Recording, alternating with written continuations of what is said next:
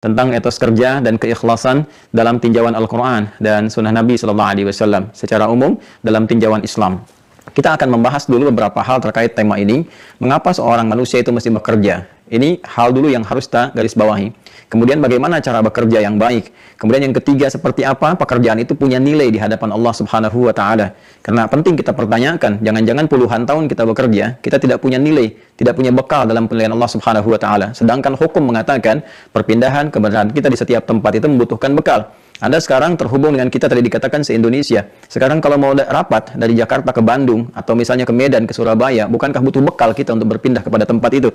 Bukankah harus ada yang disiapkan dalam menatap perjalanan kita, persiapannya, akomodasinya, dan sebagainya? Jadi Anda bisa bayangkan, berpindah ke tempat yang terbatas saja, masih dalam skala nasional di Indonesia, kita membutuhkan bekal yang cukup untuk menyukseskan pekerjaan kita. Sekarang, kita akan berpindah ke tempat yang lebih jauh lagi, dengan dimensi yang berbeda. Bekal apa yang akan kita bawa? Apakah pekerjaan yang kita tunaikan sekarang ini, materi yang kita dapatkan, sampai kemudian kita wafat dan berpindah kepada tempat yang lain, itu adalah bekal yang sesungguhnya yang selama ini kita cari. Seperti apa pekerjaan yang kita lakukan punya nilai. Di saat yang bersamaan, yang dengan nilai itu menjadi sebuah bekal yang kita bawa pulang. Itu yang akan menjadi concern kajian kita di siang hari ini, dalam waktu yang sangat singkat dan padat. Mudah-mudahan ada poin-poin yang bermanfaat untuk kita semuanya. Semoga guru-guru kita yang telah mengajar tadi disebutkan, Syekh Ali Jabir, Allah yarham, dirahmati Allah Subhanahu wa Ta'ala, ilmunya bermanfaat kepada kawan-kawan khususnya. Tadi ada Ajim, kemudian juga ada Ustaz Das Al-Latif dan yang lainnya. Semoga seluruhnya Allah jaga dengan kesehatan, kemuliaan, memberikan pencerahan untuk warga negara Indonesia khususnya, sehingga kita hidup dalam keadaan harmoni. Baiklah, kita mulai dengan tinjauan yang pertama. Kenapa manusia bahkan umumnya mesti bekerja? Baik, manusia disebut dengan manusia itu memiliki 3 unsur utama pembentuknya. Dan ini standar, ya, semua orang memahami dengan akal kita mengetahui. Disebut manusia tersusun dari 3 bagian. Kalau di kesehatan, di biologi, di kedokteran ada anatomi tubuh, ya. Kalau di spiritual, di keagamaan, di Islam khususnya itu ada anatomi manusia. Disebut manusia ada 3 unsur, ya, yang menyulam kemanusiaannya. Pertama ada fisiknya. Fisik dalam bahasa Arab disebut dengan jism. Segala yang terkait dengan fisik disebut dengan jasmani. Sudah diserap ke dalam bahasa Indonesia, kita katakan jasmani. Senam kesehatan jasmani. Senam yang kita lakukan untuk membuat dan mensupport, ya, menstimulus supaya fisik kita sehat, memenuhi kebutuhan fisik. Kemudian memberikan pencerahan untuk warga negara Indonesia khususnya, sehingga kita hidup dalam keadaan harmoni. Baiklah, kita mulai dengan tinjauan yang pertama. Kenapa manusia bahkan umumnya mesti bekerja? Baik, manusia disebut dengan manusia itu memiliki 3 unsur utama pembentuknya. Dan ini standar, ya, semua orang memahami dengan akal kita mengetahui. Disebut manusia tersusun dari 3 bagian. Kalau di kesehatan, di biologi, di kedokteran ada anatomi tubuh, ya. Kalau di spiritual, di keagamaan, di Islam khususnya itu ada anatomi manusia. Disebut manusia ada 3 unsur, ya, yang menyulam kemanusiaannya. Pertama ada fisiknya. Fisik dalam bahasa Arab disebut dengan jism. Segala yang terkait dengan fisik disebut dengan jasmani. Sudah diserap ke dalam bahasa Indonesia, kita katakan jasmani. Senam kesehatan jasmani. Senam yang kita lakukan untuk membuat dan mensupport, ya, menstimulus supaya fisik kita sehat, memenuhi kebutuhan fisik. Kemudian ada yang kedua adalah rohnya. Roh ini motor penggeraknya, ya, spiritnya, generatornya. Nggak mungkin ini fisik bisa bergerak, tubuh kita bisa bergerak kalau nggak ada rohnya. Segala yang terkait dengan roh disebut dengan rohani namanya. Baik, karena itulah kemudian bahkan di kimia farma ada divisi rohaninya, kerohanian, yang diwakili untuk umat Islam ada masjidnya dan turunan-turunannya untuk memberikan keseimbangan pada kebutuhan roh kita supaya bisa mendorong fisik bekerja lebih baik. Kemudian yang ketiga, ada pengikat hubungan antara roh dengan fisik, yaitu akal. Akal ini nanti yang akan menerima informasi dari roh sekaligus perintah yang akan dieksekusi oleh fisik. Dan subhanallah, masya Allah, sepersekian detik saja Allah menciptakan sistem ini, ya, sepersekian detik semua perintah berjalan dieksekusi. Dan ini mustahil ada yang bisa membuat seperti ini kecuali sang pencipta yang maha kuasa, yaitu Allah Subhanahu wa Ta'ala. Karena itu Allah menyebut dirinya di Quran dengan Khaliq. Quran surah ke-15 ayat ke-28. Wa idh qala rabbuka lil malaikati inni khaliqun basyara. Akulah pencipta manusia itu dengan segala sistem yang berjalan di dalamnya. Nah, penciptaan ini tentunya Allah sempurnakan dengan pemenuhan nutrisi dan bekalnya. Ini kalau nggak diberikan nutrisinya, seperti Anda lebih mengetahui, ya, dalam ilmu kesehatan, ini manusia kalau nggak dapat nutrisinya, nggak bisa berkembang berkehidupan, lemah dia, bahkan bisa kemudian menghasilkan pada kematian. Nah, maka 3 elemen ini, 3 unsur ini, dia butuh kemudian supportnya, butuh nutrisinya, dan semua akan saling bersinergi, berpadu, nggak bisa terpisah sendiri. Hilang salah satu, maka hilang fungsi kemanusiaannya. Rohnya hilang, maka meninggal dia. Kan akalnya hilang, jadi hewan dia. Ya, hewan itu kan cuma roh dengan fisiknya, nggak ada akalnya. Ya, akal dengan roh saja, fisik nggak ada, ya gentayangan namanya, gitu kan. Maka ketiganya mesti ada, hadir, berpadu, dan terpenuhi kebutuhannya. Baik, kita bicara tentang roh. Roh butuh nutrisi, roh butuh makanan. Apa nutrisinya? Nutrisinya adalah ibadah. Ya, Quran surah ke-17 misalnya Al-Isra ayat 85. Wa yas'alunaka 'anir roh. Mereka banyak bertanya kepada Muhammad SAW tentang esensi roh. Apa hakikatnya? Apa kebutuhannya? Qul roh min amri rabbi. Katakan semua urusan terkait dengan roh itu semua sumbernya ada dari Allah Subhanahu wa taala. Allah yang Maha mengetahui, karena dari Allah kebutuhannya pun Allah siapkan khusus. Ya, makanya roh mesti dapat nutrisi. Kalau dia nggak diberikan nutrisinya, lemah dia, gelisah dia. Ya, roh itu sampai ke dalam diri kita menjadi nafas namanya. Jadi kalau sudah sampai kepada fisik menyatu, jadi nafas. Diserap ke dalam bahasa Indonesia menjadi bernafas. Ya, dengan nafas itu muncul kehidupan. Quran surah ke-91 Asy-Syams di ayat 7 sampai dengan ayat 10. Wa nafsin wa ma sawwaha, dan demi nafas yang sempurna tercipta. Kapan? Saat ruh masuk ke dalam tubuh kita. Quran surah 15 di ayat ke-28 sampai 30-nya. Ya, wa idz qala rabbuka lil malaikati inni khaliqun basyara min salsalin min hama'in masnun fa idza sawaituhu wa nafakhtu fihi min ruhi. Jadi ketika rohnya masuk, sempurna keadaannya itu. Jadi bernafas dia. Nah, ini butuh nutrisi, butuh support. Nafas tempatnya di dalam kolbu.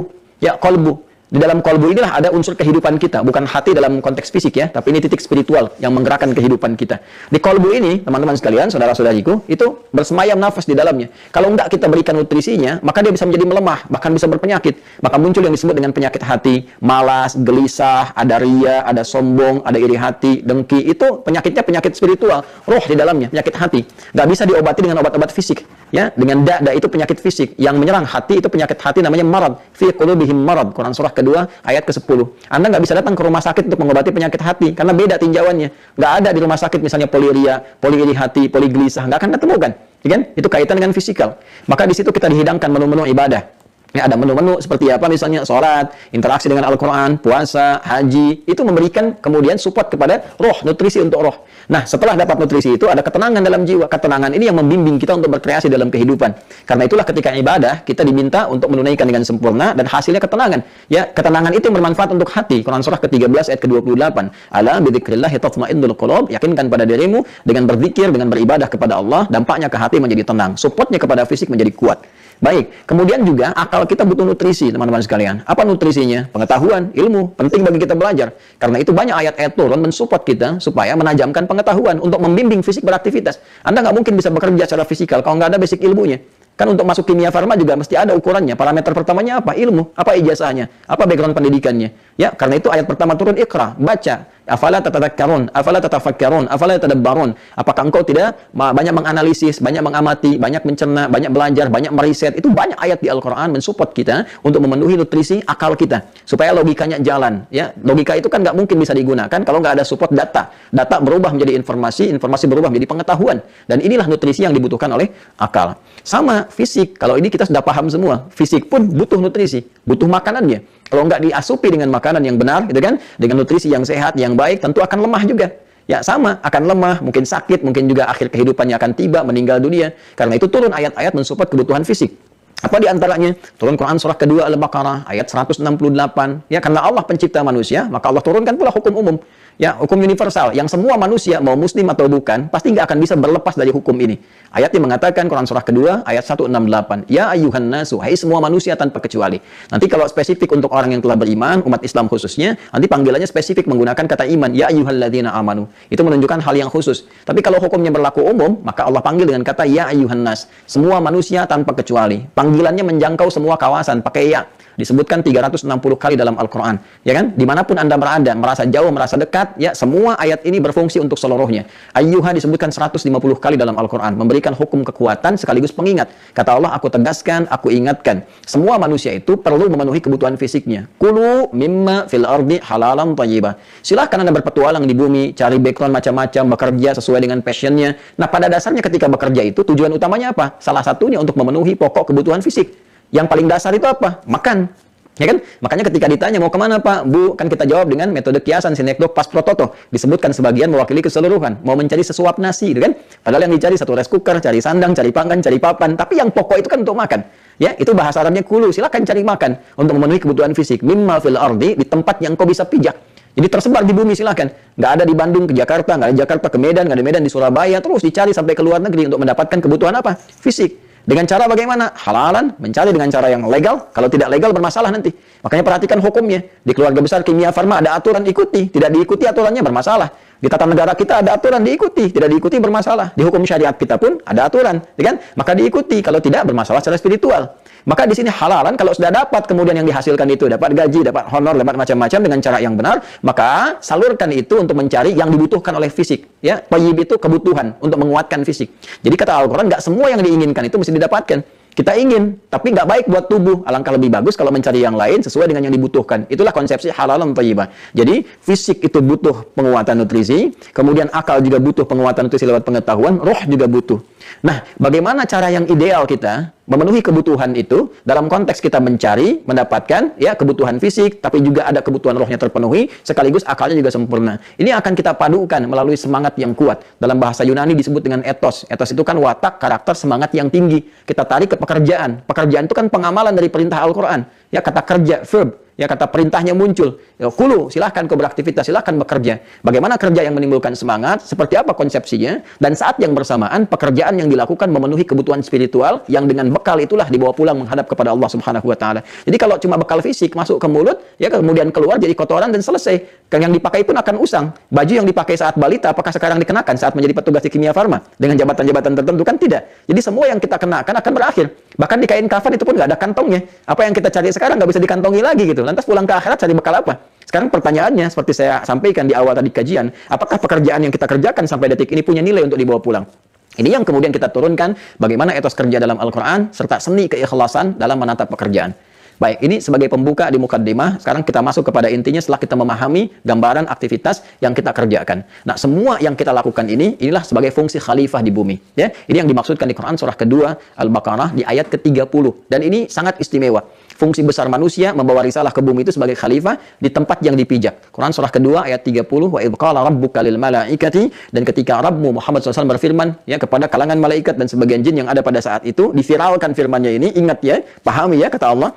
Ya, inni ja'ilun fil ardi khalifah. Aku akan tetapkan, jadikan, ya kan? Nah, khalifah di bumi, di tempat yang dipijak. Jadi ardun itu asalnya setiap tempat yang dipijak.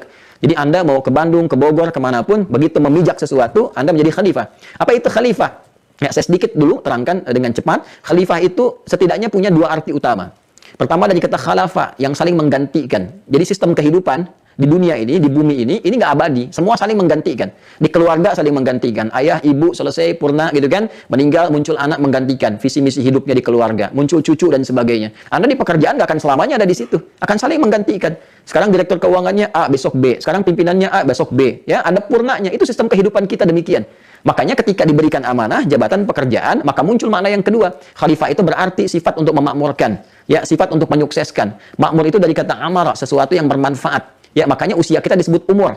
Kenapa disebut umur? Untuk menunjukkan kesan sepanjang diberikan usia, hadirkan yang bermanfaat. Hadirkan yang baik-baik. Ini mata sudah berapa kali dipakai yang tidak bermanfaat. Ya kan? Telinga mendengar yang tidak bermanfaat. Itu tidak ada keberkahan dalam usia. Jadi kalau Anda ditanya berapa umur Anda, itu sekaligus memberikan pesan. Berapa manfaat yang sudah Anda hadirkan selama berkehidupan. Ya karena itulah kemudian fungsi khalifah menjadi pemakmur, membawa manfaat. Jadi ketika Anda ditugaskan di kimia farma, manfaat apa yang bisa Anda hadirkan? Bukan hanya untuk perusahaan, ya untuk bangsa, untuk negara, untuk masyarakat, sehingga kita punya legasi di situ, sekaligus juga punya hal yang dititipkan sebagai sejarah kehidupan kita. Nanti sisi lainnya sebagai bekal pulang menghadap Allah Subhanahu wa Ta'ala. Kemudian punya juga makna kesuksesan. Dimanapun bekerja sampai ke titik yang tertinggi. Yang sukses, yang baik, capaian tertinggi. Jangan tanggung. Anda bekerja di mana, capai yang paling tertinggi sesuai dengan background ilmu yang telah kita dapati. Itu risalah keislaman kita. Ya, risalah Al-Quran. Apapun yang kita kemudian diamanahkan oleh Allah untuk kita lakukan, capai dengan capaian tertinggi. Pasang target yang maksimal. Sehingga kita tersupport untuk menampilkan yang terbaik dalam kehidupan. Nah, kaitan dengan etos kerja, semua ini nanti, baik menjadi khalifah, pemakmur, penyukses di setiap tempat yang kita pijak, pekerjaan yang kita lakukan, caranya Allah akan turunkan kepada kita sebagai support untuk mendapatkan hasil yang sangat luar biasa. Keikhlasannya pada bagian yang keduanya. Baik, kita mulai dengan etos dulu. Bagaimana menumbuhkan semangat pekerjaan yang baik untuk menghasilkan hasil yang maksimal, baik dunia ataupun akhirat. Baik, teman-teman sekalian, jika diperkenankan saya menyebut dengan teman-teman untuk memudahkan, ya. Jadi sesuatu kesuksesan, puncak kesuksesan yang ingin kita dapatkan, ingin kita capai, ya, yang belum nampak sekarang ini, itu disebut dengan jannah namanya, ya, jannah. Nah, ini untuk menambah wawasan ya, karena pada umumnya jannah seringkali dipahami, dimaknai dengan surga saja. Ya, pada asalnya jannah itu kesuksesan yang ingin diraih yang belum tampak. Kenapa surga itu dinamakan dengan jannah? Karena itu puncak kesuksesan tertinggi bagi setiap hamba yang belum tampak sekarang. Ya kan? Nah, dalam Al-Quran pun, segala yang ingin kita capai, orang-orang kalau sukses, meraih kebesaran, kehebatan, aset, dan sebagainya, termasuk dalam konteks dunia, itu diilustrasikan, dibahasakan oleh Al-Quran telah mendapatkan jannah. Ya, misal, kita ingin turunkan, ini dalam konteks dunia dulu ya. Nah, jadi kita turunkan konteks dunia, nanti akhirnya konteks akhiratnya. Di sini nanti ada etos, di sini nanti ada ikhlas, gitu kan? Nah, kita ambil contoh misalnya yang teman-teman sering baca di setiap Jumat ya, selain surah Yasin kan ada surah Al-Kahf juga kan. Kalau kita baca surah Al-Kahf surah ke-18 ayat 32 itu sampai 34 kan ada dialog tentang dua orang laki-laki kan. Quran surah ke-18 di ayat 32 dulu saya sebutkan ya. Jadi di surat Al-Kahf itu ada 4 kisah yang menginspirasi, dianjurkan, disunahkan, dipelajari setiap hari Jumat, bukan sekedar dibaca. Dibaca dapat pahala bacaan, dipahami dapat inspirasi, ya kan? Nanti ada kisah para pemuda yang tangguh gitu kan, mempertahankan iman dan punya kesuksesan dalam aktivitas. Yang kedua kisah tentang dialog dua orang sahabat, yang satu sukses dalam urusan dunia, bisnisnya banyak dan sebagainya, yang satu lagi soleh secara akhirat. Nanti mereka berdialog tentang keseimbangan, ya kan? Yang ketiga kisah Nabi Musa yang tetap belajar kepada hamba Allah yang soleh, itu Khidir alaihissalam. Dan yang keempat tentang Dzulkarnain yang menggenggam dunia di masanya. Nanti ada inspirasi bagaimana kita bisa mendapatkan hal-hal yang telah mereka raih dalam 4 tipe kehidupan yang berbeda tadi. Ya, di sini diceritakan Allah sampaikan wadrib lahum mathalan rajulaini, dan berikan kisah kepada mereka ya sebagai contoh inspirasi dalam kehidupan. Jadi Allah telah sampaikan dari 15 abad yang lalu kepada Nabi Muhammad SAW tentang kisah di masa lalu ya, tentang kisah apa? Rajulaini, tentang dua orang sahabat. Jadi dua sahabatan, ya kan? Kemudian yang salah satu di antara mereka wadrib lahum mathalan rajulaini ja'alna li ahadihima jannataini. Bahkan satu di antara mereka itu sudah sukses mendapatkan 2 kesuksesan besar. Jannataini, jannah itu tunggal, kalau pakai ain itu bentuknya dual, ya dual. Jadi ada yang tunggal singular, ada yang dual. Dua pakai ain itu 2. Kitab buku, kitabah ini 2 buku, masjid 1, masjidah ini 2 masjid, ya kan? Jannah itu satu aspek kesuksesan. Kalau jannataini berarti 2. Di masa lalu orang-orang yang sukses itu, yang asetnya dipandang bagus, hebat, kayanya betul-betul kaya, itu kalau sudah punya kebun. Ya, karena di padang pasir kan semuanya gersang gitu kan, gersang. Kalau punya unta itu biasa. Bahkan unta pun nanti ada yang kualitasnya tinggi, itu yang sekarang harganya ratusan juta bisa miliaran. Ada unta hitam, ada unta yang keemasan gitu kan, tuh macam-macam, beda-beda. Ya, itu harganya bisa beda-beda. Tapi mereka dipandang biasa saja, kaya standar. Kalau memang ada yang kaya banget atau kebangetan kayanya, kan kaya itu standarnya ada yang kaya, ya kaya banget, ada yang kebangetan kayanya. Itu kalau sudah punya kebun-kebun yang rindang, yang ada anggurnya, ada kurmanya, macam-macamnya, ada aliran airnya dan sebagainya, gitu kan? Nah, karena itu refleksi kekayaan di masa-masa lalu itu ketika di padang pasir yang tandus mereka punya kebun. Kebun itu disebut dengan jannah. Ya, gambaran kesuksesan di masa lalunya. Kalau kita sekarang mungkin bisa direfleksikan kalau unta-unta yang mewah tadi mungkin dengan mobil-mobil yang cukup luar biasa, ya saya tidak perlu sebut sehingga tidak harus mengendorse gitu ya. Mobil-mobil yang mahal-mahal, yang bagus-bagus, aset-aset yang melimpah, rumah yang mewah, taman-taman yang indah, itu digambarkan dengan jannah. Nah, dia itu punya 2 kebunnya, bayangkan. Kalau kita sekarang mungkin asetnya banyak, perusahaannya banyak, ya mengalir keindahan banyak hal di dalamnya. Ini sukses. Ya, sukses secara dunianya sukses.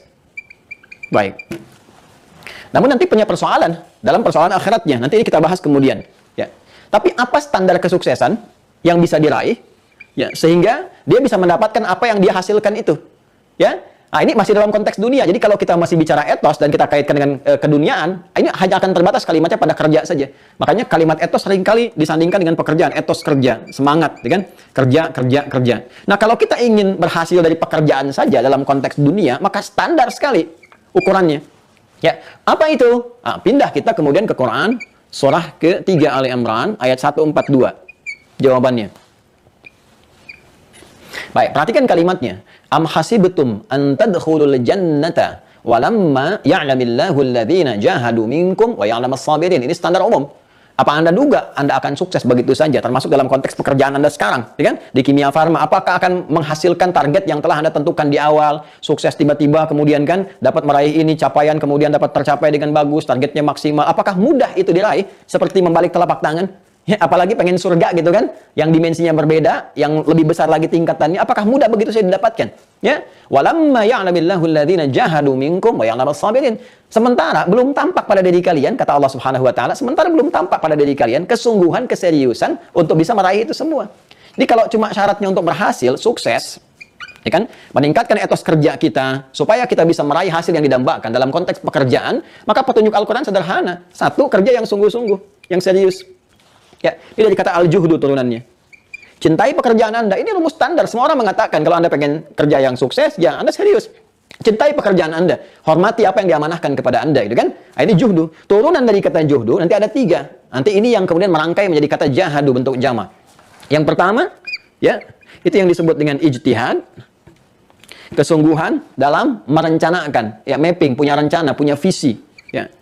Visinya, rencananya, targetnya, schedule-nya, macam-macamnya, ini ijtihad namanya. Konsepnya, ya. Kemudian ada jihad, eksekusi fisiknya, kemudian ada mujahadah. Mujahadah. Nah, ini yang menenun kemudian, 3 hal ini yang menenun kalimat jahada, jamaknya disebut dengan jahadu. Kata Allah, kalau mau sukses, Anda ingin berkata pekerjaan Anda pengen sukses, pengen baik. Kata Allah, ayo silahkan, Anda serius. Serius apa? Pertama merencanakan. Apa konsep pekerjaan Anda? Apa yang mau dicapai? Targetnya apa? Visinya apa? Yang jelas dulu. Landscape-nya bagaimana? Saya ketika akan bekerja itu kita punya landscape yang jelas. Ini capaiannya, target jangka panjangnya, jangka menengahnya, jangka pendeknya. Ini termasuk manajemen sukses dalam Al-Quran. Saya pernah sampaikan ini di beberapa perusahaan di Indonesia. Ya, ada beberapa perusahaan di otomotif, ada di gas dan macam-macamnya. Dan ini konsepsi dasar. Dan ketika diikuti hasilnya luar biasa. Ya, luar biasa teman-teman. Nah, jadi pertama harus punya landscape dulu pekerjaan. Ini targetnya apa? Tadi dibilang tentang vaksin, tentang ini, tentang itu. Konsepsinya apa? Dasarnya apa? Targetnya bagaimana? Hasilnya seperti apa? Evaluasinya seperti apa? Kita punya rencana di sini. Setelah itu, konsep yang sudah ada, supaya tidak kemudian terbakukan dalam konsep saja, eksekusi. Dengan jihad. Jihad itu perjuangan fisik. Kesungguhan dalam mengeksekusi rencana-rencana yang sudah disiapkan. Itu asalnya demikian. Secara fisikal. Ya, makanya perjuangan tertingginya, ya, membela sesuatu yang sudah disiapkan, direncanakan, terkonsepsikan, kemudian diserang orang, ya, ada pembelaan secara fisik disebut dengan jihad. Itu tingkat tertingginya. Di militer itu ada aksi militer untuk membela. Jadi jihad secara fisik itu bukan menyerang dengan asal-asalan, tidak. Ya, bukan nembak orang, ngebom orang sembarangan, tidak. Karena itu kalau Anda, mohon maaf ya, mendengar informasi ada yang ngajak misalnya menghukumi tertentu tanpa dasar, tembak anu, bom anu, walaupun membawa nilai-nilai agama yang disematkan, tinggalkan. Itu jauh. Ya, itu jauh sekali. Saya pernah waktu ada kejadian bom Jalan Tamrin itu, dan semoga Allah menjaga kita semua tidak pernah terjadi lagi, ya. Saya ada di Lampung, itu ditanya sama jemaah, Ustaz, apakah itu yang bom di Jalan Tamrin termasuk jihad fisabilillah?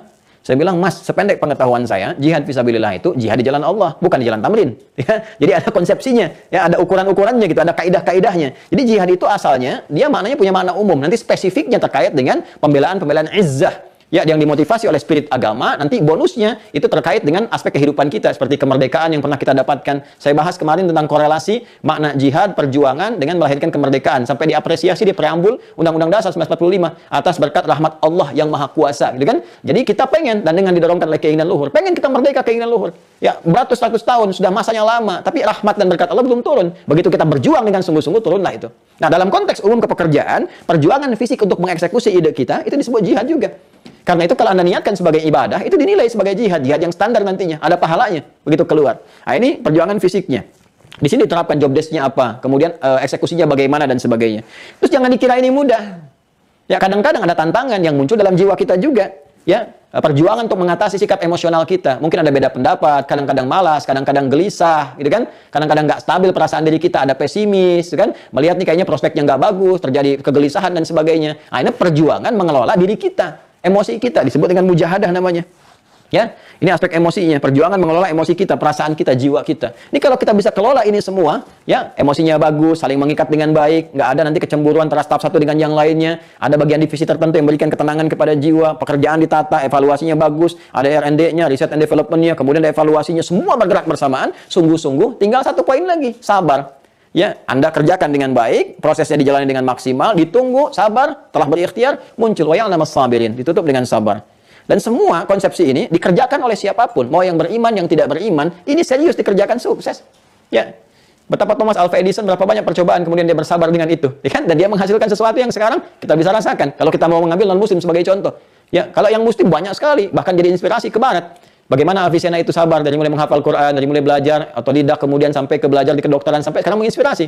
Ya, Averroes dengan pemikirannya, beliau seorang dokter bedah. Ibnu Rusdi itu dokter bedah itu. Ya, Ibnu Sina kapasitas selekta kedokteran beliau kuasai, tapi jangan salah, beliau pun ahli Quran, hafal Quran, tahu tafsir, tahu hadis. Kalau lupa salat 2 rakaat atau mengingat, ya, itu paham teori kedokteran. Ibnu Rusdi itu dokter bedah, ahli tafsir, ahli fikih. Dan punya kitab namanya Bidayatul Mujtahid. Dibahas sekarang di hampir semua strata pendidikan di Timur Tengah, bahkan di Indonesia. Bahkan sekarang di masjid-masjid.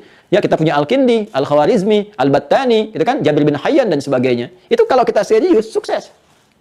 Nah, jadi kalau Anda bertanya, bagaimana meningkatkan etos kerja dalam pandangan Al-Quran, kalau raihan hanya sekedar pekerjaan saja, ini Anda seriuslah bekerja. Kan? Serius bekerja, landscape-nya yang baik, visinya bagus. Ini standar, kita pun sudah tahu. Ya, tinggal prakteknya berjalan nggak sepenuhnya seperti itu. Nah, sekarang pertanyaannya, apakah semua pekerjaan yang dihasilkan dengan konsepsi ini otomatis juga melahirkan nilai di hadapan Allah Subhanahu wa Ta'ala? Punya nilai nggak? Ya kan? Jadi bekal nggak kita untuk menghadap Allah? Atau nilainya dunia saja? Nah, kan sementara kita mengetahui bahwa kita itu kan sifat kehidupan kan selalu berganti, berpindah. Kan sampai ujungnya nggak pindah lagi. Ujung yang nggak pindah lagi disebut dengan akhirat namanya ini. Ujung yang tidak pindah lagi. Selama di dunia berpotensi pindah. Tidurnya sekarang di kasur, besok di sofa. Kadang di rumah, kadang di kantor. Itu sifat dunia biasa. Kan bahkan pindah tempat. Sekarang di Bandung, besok di Jakarta. Itu dunia. Dan itu butuh bekal. Nah sekarang nanti pada saatnya kita akan berpindah ke alam yang nggak ada pindah lagi. Yaitu akhirat. Bekalnya pun berbeda. Untuk mendapatkan bekal ini perlu nilai. Ya, perlu nilai yang berbeda. Jadi saat dikerjakan, saat yang bersamaan, dia punya nilai akhiratnya. Nah, konsepsi untuk menjadikan pekerjaan dunia yang saat bersamaan punya nilai akhirat, itu disebut ibadah namanya. Ya. Jadi jangan dibatasi ibadah itu pada konsep ritual saja, semacam sholat misalnya. Ya, itu ritual. Baca Quran itu ritual. Tapi jangan lupa ada ibadah juga yang praktikalnya terkait dengan tata kelola kehidupan kita. Secara sosial. Yaitu semua pekerjaan kita berpotensi di ibadah. Karena Allah pun sudah menegaskan. Anda bertanya konsepsi ibadah dalam Al-Quran. Ya, konsepsi berkehidupan. Allah turunkan Quran surah ke-51 Adz-Dzariyat. Di ayat 56. Wa ma khalaqtul jinna wal insa illa liya'buduni. Dan tidaklah aku jadikan seluruh aktivitas manusia itu, apapun yang dikerjakan, kecuali dia punya tujuan menjadikannya sebagai ibadah kepadaku. Jadi sebetulnya semua pekerjaan kita itu yang bernilai baik, itu bisa menjadi ibadah. Ya. Dan saat semua menjadi ibadah ini, teman-teman sekalian, maka pekerjaan kita akan punya nilai, ya, punya perubahan warna, punya pandangan tersendiri dari Allah. Pekerjaan dalam bahasa Arab disebut dengan amal namanya. Amal, amila ya'malu amalan, amal. Amal itu pekerjaan. Ya, kerja itu amal. Saya sedang beramal, sedang bekerja namanya. Oke? Nah, ketika pekerjaan ini kemudian diisi dengan nilai ibadah, maka dia akan punya nilai di sisi Allah, diapresiasi, yang menandakan dia punya nilai tertentu untuk bekal pulang. Ya, apa nilai yang Allah berikan kepada amal ini? Dinilai oleh Allah sebagai sesuatu yang baik. Sesuatu yang baik menjadi ibadah disebut namanya dengan saleh. Saleh. Kita sebut dengan saleh, gitu kan? Saleh. Ya, maka muncul istilah amal saleh. Ada amal saja, ada amal saleh. Itu berbeda, teman-teman. Kalau amal saja itu pekerjaan rutin sifatnya, netral dia. Ya, Anda bekerja, tidak bersentuhan dengan yang haram, nggak melanggar, gitu kan, dan sebagainya. Tapi kerja aja, nggak ada niat yang lain. Itu pekerjaan rutinitas namanya. Berangkat gelap, pulang gelap. Ya, nggak ada perbedaan. Jadi Anda nggak bisa bedakan antara yang beriman dengan yang belum beriman. Terus peran iman Anda di mana? Ya kan? Saat kita pulang kan iman yang menentukan. Maka bagaimana pekerjaan ini punya kualitas di sisi Allah Subhanahu wa Ta'ala, yang dengan kualitas itu otomatis akan memberikan dampak juga kepada aspek dunianya. Ya, maka dinilailah oleh Allah, jadikan itu ibadah sehingga menjadi soleh. Karena itu di dalam Al-Quran kata iman seringkali bersanding dengan amal soleh. Ya, ini sebentar lagi mau asar kan? Ada surat Al-Asr, surah 103. Wal asr, innal insana lafi khusr, illa alladhina amanu wa amilus shalihat. Jadi orang beriman itu pasti imannya mendorong dia untuk menjadikan perbuatannya itu baik, soleh. Dan soleh itu punya dua dimensi, baik dalam urusan dunia dan punya nilai akhiratnya. Karena itu kalau sekarang bergabung, belajar dengan kami sekarang ini di keluarga besar Pertamina, di keluarga besar sekarang Kimia Farma, Anda mengatakan misalnya beriman. Coba saya tanya kepada Anda, yang ikut pengajian sekarang beriman tidak? Anda katakan saya beriman, sekarang tolong buktinya apa? Karena iman itu butuh pembuktian. Kata Allah kalau sudah beriman, Anda buktikan imannya. Quran surah ke-20 Thaha di ayat ke-14. Innani anallahu la ilaha illa ana iman fa'budni. Buktikan iman lewat ibadah. Kata Allah kalau Anda menuhankan Allah, yakin nggak ada Tuhan selain Allah, beriman kepada Allah, buktikan imannya. Nah, komitmen kita membuktikan iman itu lewat ibadah. Ibadah itu wujudnya amal soleh. Dampaknya kepada dunia, perbuatannya baik. Jadi kalau kita mengatakan pegawai yang beriman, pekerja beriman, direktur beriman, manajer beriman, pasti akan memberikan dampak baik pada pekerjaan. Jadi kalau ada di Kimia Farma misalnya mengatakan beriman, etos kerjanya berkurang, nggak disiplin, nggak jujur, atau bahkan melanggar, ini bukan sekedar melanggar tata kerja, tapi ada tata kelola iman yang tidak maksimal dalam dirinya. Jelas ya? Nah, ketika kita jadikan ini sebagai amal saleh, teman-teman sekalian, nah, maka perbuatan itu akan punya nilai. Apa nilainya? Nilainya disebut dengan hasanah namanya. Hasanah. Nah, dan ini ada konsepsinya. Jadi kalaupun Anda namanya Ibu Hasanah, Pak Hasan, tapi tidak mengerjakan konsepsi ini, tetap nggak punya nilai. Ya. Jadi ketika dikerjakan untuk menjadi amal soleh, jadi baik, semua potensi ya, dari bangun tidur sampai tidur lagi, itu berpotensi, punya nilai di hadapan Allah, ada poinnya. Ketika kita kerjakan, maka dia menjadi hasanah. Ya, dinilai oleh Allah, nih ada poinnya. Poinnya bagaimana? Ini pelajaran agama ya, di spiritual. Dilihatnya nanti saat pulang kepada Allah menjadi bekal. Ya kalau sekarang kita yakini, kita imani, kita kerjakan, kan nggak rugi juga kita niatkan demikian. Nanti begitu selesai, kita akan lihat bekalnya saat pulang menuju Allah. Karena itulah kita diminta urusan akhirat yakin. Al-Baqarah ayat 4, wabil akhirati hum yuqinun. Nah, nilai yang dituliskan untuk kita setiap mengerjakan sesuatu, kalau jadi ibadah 10 poin. Ya, teorinya di Quran surah ke-6, keterangannya, surah ke-6 Al-An'am, Ayat 160. Man jaa bil hasanati falahu asyru amthaliha. Siapa yang mengerjakan satu perbuatan, punya nilai hasanah, amalnya soleh, benar, punya penilaian dari Allah, dia dapat 10 poin. 10 ini yang disebut dengan ajrun namanya. Lahum ajrun ghairu mamnun. Diterjemahkan ke bahasa Indonesia dengan pahala. Ya. Jadi jangan dikira sholat saja yang berpahala, tidak. Baca Quran saja yang berpahala, tidak. Kerja Anda pun, saya, kita, itu bisa berpahala. Punya nilai akhiratnya. Ini yang bekal pulang, ini yang dibawa nih. Hasil ini tidak. Makanya kita katakan telah meninggal dunia. Bukan hanya kita yang meninggalkan dunia. Semua perangkat dunia tinggal. Semua tinggal. Apa Anda kira meja kerja Anda akan ikut? Jangankan ke alam akhirat, ke alam kubur saya tidak ikut. Ya kan? Tidak akan dilepas dengan semua perangkat dunia. Cukup dibalut dengan kain kafan, selesai diantar ke kuburan. Ya kan? Apa yang dipertaruhkan? Dipertaruhkan ini amal solehnya. Ya kan? Punya ini enggak saat untuk pulang nanti itu? Nah itu setiap dikerjakan 10 poinnya. Tergantung amalannya nanti. Jangan menghitung begini. 1, 2, 3 terlalu kecil. Ya kita ke masjid saja untuk ibadah. Ini ada harus Masjid As-Salam gitu kan. Di tempat Anda bekerja itu datang ke situ saja dengan niat ibadah. Belum dikerjakan ibadahnya, belum sholat, belum baca Quran, belum i'tikaf. Itu dapat 25 poin di hadis Muslim. Jarak satu keduanya 500 tahun, 2 ketiga 500 tahun. Banyak sekali. Kita lihat nanti saat kembali kepada Allah. Ditampakkan saat akan meninggal dalam sakarat gitu kan. Itu sakarat itu akan nanti ada kebiasaan yang kita kerjakan. Orang yang biasa maksiat akan dengan maksiatnya, orang biasa meracau akan dengan kekacauan kata-katanya. Orang yang biasa beramal dengan baik akan lahir dengan kebaikannya. Karena itu ketika dia wafat nanti akan wafat ditampakkan amalnya. Bahagia dia, senang, tenang dia, nyaman, senyum dia, itu yang disebut husnul khatimah. Ya ayyatuhan nafsul mutmainnah, jiwa yang tenang, nyaman karena diperlihatkan. Ya. Pak, jelas ya? Nampak ya? Nah, ini gambaran konsepsinya teman-teman sekalian. Karena itu kita sering berdoa, doa yang standar, yang general bahkan, sifatnya umum kita mohonkan. Supaya perbuatan, semua pekerjaan kita di dunia yang baik itu jadi punya poin, jadi hasanah. Dan ini bisa kita lihat di akhirat, ketemu hasanahnya di akhirat. Kita berdoa dan doanya diajarkan di Quran surah kedua Al-Baqarah, ayat 201. Ya, di paling kanan sebelah bawah di mushaf standar. Wa minhum, dan di antara manusia itu may yaqulu, ada yang seringkali bermohon berdoa kepada Allah untuk dibimbing. Dia mengatakan Rabbana atina fid dunya hasanah wa fil akhirati hasanah wa qina adzabannar. Ya Allah, mohon bimbing kami untuk berikan kepada kami bimbingan untuk menjadikan semua pekerjaan dunia kami punya poin akhirat. Dan di akhirat itu hasanah itu akan tampak lagi ya Allah, ya kan? Dan di situ kami mendapatkan rahmat menjauhkan kami dari ancaman-ancaman neraka-Mu. Itu gambarannya. Nah, sekarang pertanyaannya, bagaimana satu pekerjaan itu amal menjadi soleh, menjadi ibadah, punya nilai hasanah, dapat pahala, pulang menghadap Allah. Anda bekerja, pahala dapat, meninggal pulang punya bekal. Kan? Maka diteruskan ayatnya. Kalau tadi di Quran surah 51, ayat 56 Allah menyampaikan ini, wa ma khalaqtul jinna wal insa illa liya'budun. Tidaklah aku jadikan jin dan manusia, biarkan jin dengan alamnya, kita bicara alam kemanusiaan ya. Kalau kita bawa spiritnya ke manusia saja, kan? Tidaklah aku ciptakan manusia itu kecuali untuk menata kelola kehidupannya jadi ibadah, supaya punya 2 poin sekaligus. Nah, bagaimana cara ibadah yang benar itu? Maka dijawab di Quran surah ke-98 Al-Bayyinah di ayat ke-5. Ya, dijawab, wa ma umiru, dan tidaklah mereka diperintahkan dalam beraktivitas itu illa liya'budullaha, kecuali untuk menjadikan semua kegiatan itu sebagai ibadah karena Allah, diniatkan karena Allah. Satu, niat lillah. Niat karena Allah. Ini. Yang kedua, mukhlishina lahuddin. Mukhlis itu orangnya, orang yang ikhlas. Jadi frame-nya itu rumusnya IA, ya kan? IA, kalau ada IA itu frame-nya, keadaannya. Orangnya itu rumusnya MUI, MUI. Jadi kalau Anda temukan IA, pasti orangnya UI. Ya. IA ikhlas, orangnya mukhlis. Ihsan, orangnya muhsin. Iman, orangnya mukmin. Islam, orangnya muslim. Gampang ya? Gampang ya, bahasa Arab gampang kan? Nah, jadi ikhlas, ya, itu frame-nya, gambarannya, spirit keadaannya. Orangnya mukhlis. Kata Allah, nggak diperintahkan kita, kecuali untuk menjadikan tata kelola kehidupan ibadah kita itu sebagai ibadah. Ya. Pertama, niatkan karena Allah. Kedua, tunaikan dengan ikhlas. Ya. Ini dikuatkan di hadis Nabi riwayat Al-Bukhari, Kitab Badul Wahyi, nomor hadis yang pertama. Ya, dari Umar bin Khattab radhiyallahu taala anhu, beliau menyampaikan qala Rasulullah sallallahu alaihi wasallam bersabda, perhatikan kalimatnya, innamal a'malu. Sungguh semua jenis perbuatan itu. A'mal jamak dari kata amal. Ya, amal jamaknya a'mal. Ya, ini dia. Innamal a'malu, innama adatul hasri, huruf pembatas yang menjadikan informasi terbatas pada hal tertentu saja. Oke? Okay?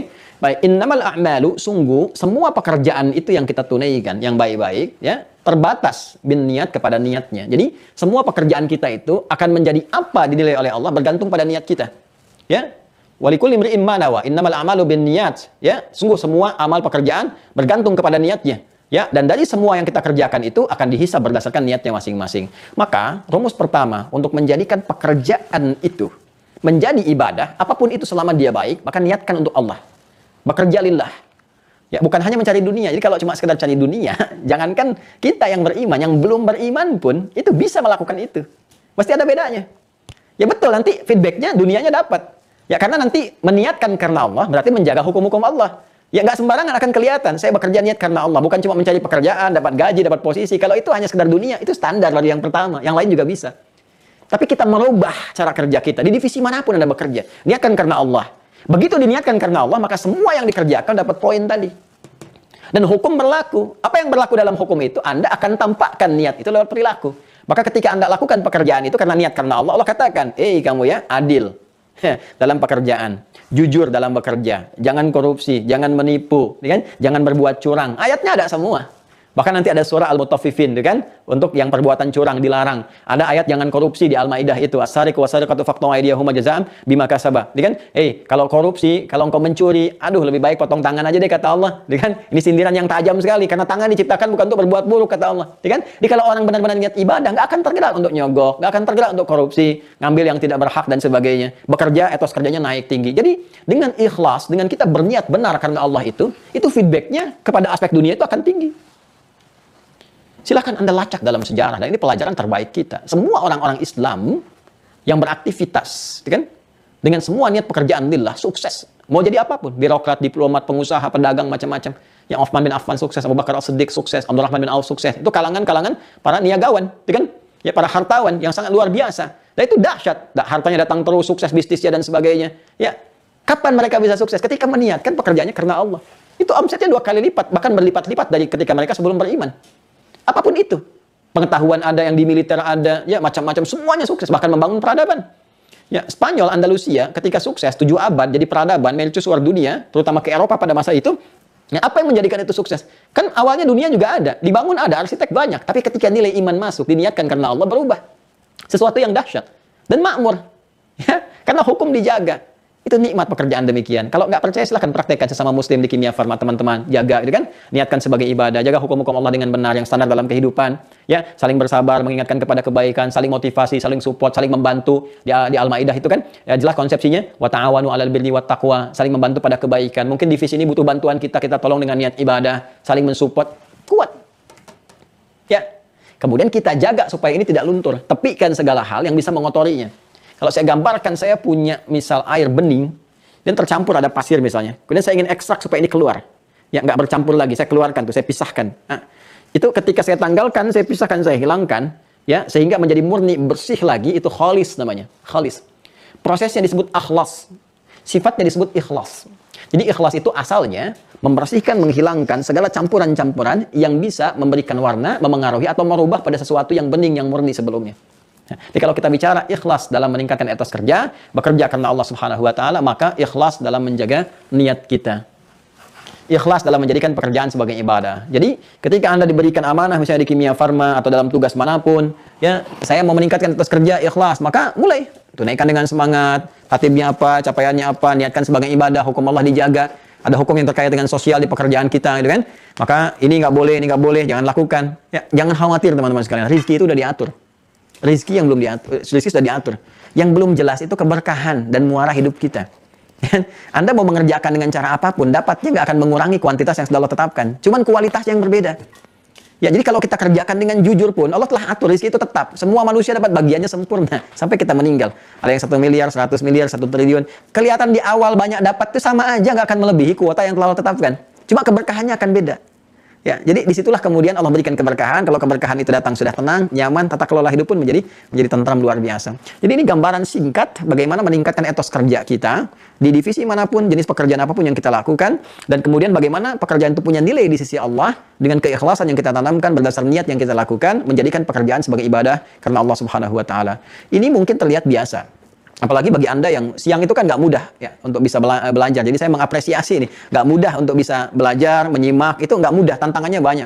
Apalagi dalam dunia pekerjaan. Tapi selalu berpikir satu hal, bahwa sesibuk apapun, kita pasti akan pulang. Makanya di ibadah kita ada sholat isya. Ya, isya. Itu kan kalau kita urut subuh, orang Arab, kemarin saya bahas di Jakarta ya. Offline saya datang itu ada silaturahim, saya diminta kultum. Saya sampaikan, semua itu punya makna di Islam, termasuk waktu sholat. Ya, kenapa subuh disebutnya dari kata asbah? Asbah itu sesuatu yang punya rencana yang jelas. Kalau orang Arab tanya kaifa asbaht? Bagaimana kabarmu pagi ini? Asbahtu bi khair. Saya baik dan sudah siap dengan rencana. Jam 7 saya ngapain, jam 8 begini, jam 10 begini dan sebagainya. Ya. Kenapa sholat pertama disebut dengan sholat subuh? Memberikan kesan bahwa setiap orang Islam yang bangun itu pertama harus punya rencana yang jelas untuk dilakukan di hari itu. Jangan sampai Anda ditanya nanti jam 2 kemana ya? Oh, saya belum tahu ya. Tidak, orang Islam itu sudah punya tata kelola yang jelas. Ya, punya tata aktivitas yang terukur. Kemudian fajar, ada hubungan pancaran iman dalam dirinya. Pancaran kebaikan disebut fajar, pancaran keburukan disebut fujur namanya. Makanya ketika azan dikumandangkan subuh, dipanggil kita, ada getaran di jiwa kita, fajar.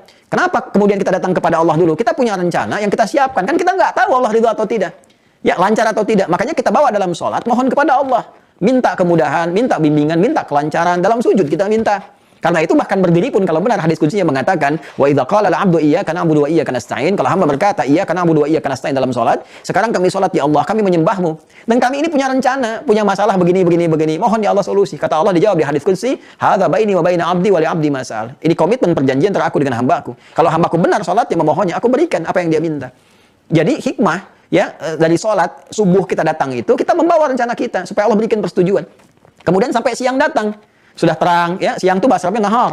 Tapi sampai siang itu pekerjaan Anda punya nilai nggak? Berhasil nggak? Capaian dunianya ada, capaian akhiratnya bagaimana? Makanya disebut dengan zuhur. Zuhur itu sesuatu yang terang, nyata, ada idhar di ilmu tajwid. Ya makanya diminta kita datang lewat sholat lagi untuk menyampaikan. Sampai siang ini ya Allah aku telah lakukan apa yang kau perintahkan. Mohon berikan kelancaran seperti apa yang kau janjikan. Dievaluasi, punya nilai nggak? Sampai sore, sore itu bahasa Arabnya masa. Ya, tapi jangan-jangan sampai sore pun ada waktu yang belum tergunakan dengan baik jadi ibadah. Saya mau tanya ya, mohon maaf ya. Dari tadi bangun saja sampai sekarang jam 2 kurang seperempat, berapa yang jadi ibadah? Tuh. Jadi kalau saya berikan gambaran kepada Anda diberikan modal nih, ya, oleh Kimia Farma misalnya. Modalnya 24 juta, Anda diminta untuk mengelola. Kita ambil yang kecil dulu ya, 24 juta, Anda diminta mengelola. Anda balik ke perusahaan cuma bawa 20 juta. Rugi kan 4 juta? Ya? Maka pimpinan akan menilai ada yang kurang nih. Sekarang Allah yang menciptakan kita semua, kasih kita 24 jam momentum untuk diisi beraktivitas. Aktivitas ini mesti punya nilai sebagai bekal pulang saat kita meninggal pulang kepada Allah. Nah, momentum yang diberikan untuk diisi beraktivitas itu asar namanya. Makanya muncul surah Al-Asr untuk memberikan kesan kepada kita, jangan sampai rugi ketika engkau mengisi waktu itu dengan aktivitas yang tidak benar. Jadi rugi nantinya. Nama manusia yang ditunjuk untuk mewakili aktivitasnya disebut insan namanya. Disebutkan 65 kali dalam Al-Quran. Maka perhatikan surah 103 Al-Asr. Wal-Asr. Kata Allah, demi waktu, momentum yang aku berikan pada manusia untuk mengisi dengan beraktivitas. Innal insana lafi khusr. Sungguh manusia yang beraktivitas dari bangun tidur sampai tidur itu berpotensi rugi. Karena aku berikan modal 24 jam dalam sehari sampai datang ajal. Tapi dia tidak gunakan itu untuk menata aktivitas sehingga punya poin pulang. Kan? Makanya Allah katakan illa kecuali illal ladzina amanu wa amilus shalihat. Tuh, muncul lagi. Kecuali orang yang mengisi itu dengan iman, pancaran iman itu mendorong dia berbuat baik jadi ibadah, jadi amal saleh. Nah, sekarang pekerjaan Anda, saya, kita sampai hari ini siang ini jelas gak jadi ibadah? Kalau nggak diingatkan asar, jangan sampai rugi. Kenapa? Karena sesibuk apapun pasti ada masa purnanya, maghrib. Maghrib itu matahari pun tenggelam. Maka pekerjaan kita pun akan tuntas. Ya, pada puncaknya isya. Ada asya, ada isya. Sekarang masih asya, mencari ma'isyah. Asya itu masih bergerak, aktivitas kerja. Terus saya lihat, Masya Allah ada yang pegang dokumen, tanda tangan, ini, itu. Ya, ada yang berhubungan. Itu masih aktif. Nanti ada tiba waktunya isya. Harokat pindah dari fathah ke kasrah. Kasrah itu artinya tanggal, hilang, selesai. Anda sesibuk apapun akan tuntas. Saya pun akan selesai. Begitu selesai kita istirahat, terpejam. Dan kita tidak tahu apakah itu pejam terakhir. Atau pejam sementara yang akan membangkitkan kembali untuk memberikan bekal tambahan kita sebelum pulang. Nah, karena itu sesibuk apapun, pasti kita akan pulang. Kita akan kembali. Penting bagi kita dan terima kasih diberikan kesempatan kita untuk mengaji ya dan macam-macam. Saya tidak minta apapun dari teman-teman sekalian. Ya, saya hanya mengingatkan untuk risalah yang dibawa bahwa satu saat kita harus mengisi dengan nilai kebaikan dan manfaatnya ada untuk urusan dunia kita, dunia dan akhirat. Ada keseimbangan di dalamnya. Itu yang dimaksudkan dengan etos kerja dalam Al-Qur'an, menjaga menjadi ibadah dengan nilai keikhlasan dan semoga dengan apa yang disampaikan setidaknya memberikan tambahan-tambahan yang berkah-berkah keilmuan yang dengan itu memberikan dorongan kita untuk beramal. Nanti penerimaannya akan beda-beda. Ya, mungkin ada yang diterima masih biasa, nanti dalam keadaan-keadaan yang sedang teduh terenungkan kembali. Ya, ada yang cepat nanti kemudian ada yang mengevaluasi dan sebagainya, itu kembali kepada keadaan diri masing-masing. Tapi kita saling mendoakan supaya Allah berikan kepada kita jalan kehidupan yang baik, hayatan thayyibah dan akhir yang mulia husnul khatimah.